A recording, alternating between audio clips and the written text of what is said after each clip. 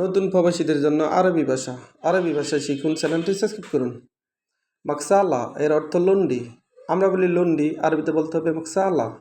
মাকসালা এর অর্থ লন্ডি। গাছসিল এর অর্থ দৌত করা। আমরা বলি দৌত করা, আরবিতে বলতে হবে গাছসিল। গাছসিল এর অর্থ দৌত করা। আমরা যখন কাপড় ধুই, আরবিতে বলতে হবে গাছসিল। গাছসিল এর অর্থ দৌত করা।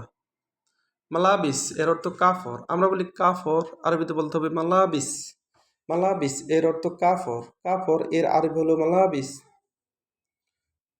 পুস্তান এর অর্থ পোশাক। পুস্তান এর অর্থ পোশাক। আমরা বলি পোশাক, আরবিতে বলতে হবে পুস্তান। পুস্তান এর অর্থ পোশাক। কামিজ এর অর্থ জামা। আমরা বলি জামা, আরবিতে বলতে হবে কামিজ। কামিজ এর অর্থ জামা। আমরা বলি জামা, আরবিতে বলতে হবে কামিজ। পেরাস এর অর্থ কার্পেট বা বিছানা। সেজ্জাদ সেজ্জাদ এর অর্থ কার্পেট বা বিছানা। ফেরাস এর অর্থ কার্পেট বা বিছানা। শারীর এর অর্থ খাট। আমরা বলি খাট, আরবিতে বলতে হবে শারীর। শারীর এর অর্থ খাট।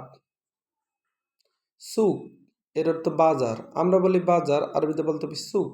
সুক এর অর্থ বাজার। মিটার এর অর্থ মিটার। আমরা বলি মিটার, আরবিতে বলতে হবে মিটার। মিটার এর অর্থ মিটার, অর্থাৎ কারেন্টের মিটার। আরবিতে বলতে হবে মিটার। মিটার এর আরবি হলো মিটার। আজকের ভিডিওটি ভালো লাগলে অবশ্যই চ্যানেলটি সাবস্ক্রাইব করুন এবং শেয়ার করুন। পরবর্তী ভিডিও পাওয়ার জন্য অবশ্যই সঙ্গে থাকুন।